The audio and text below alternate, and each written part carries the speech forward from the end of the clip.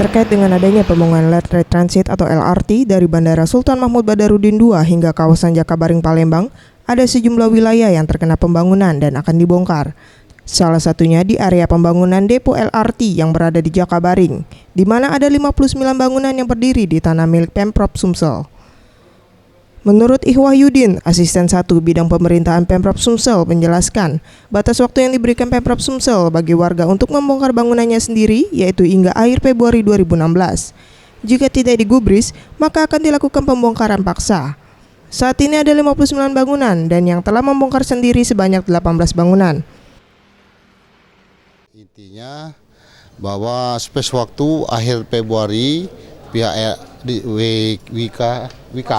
Waskita sudah harus memulai pekerjaan depo terminal LRT. Nah, permasalahannya di lokasi itu sampai dengan hari ini masih ada 34 bangunan.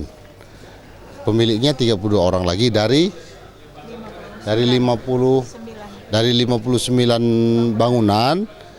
Beberapa hari yang lalu sudah dilakukan pendekatan oleh Pol PP Provinsi dan BPKAD menghubungi masyarakat supaya dapat membongkar sendiri karena dia mendirikan bangunan di DMG. Ya. Ia juga menambahkan tidak ada biaya ganti rugi bagi warga dikarenakan pembangunan dilakukan di lahan pemerintah.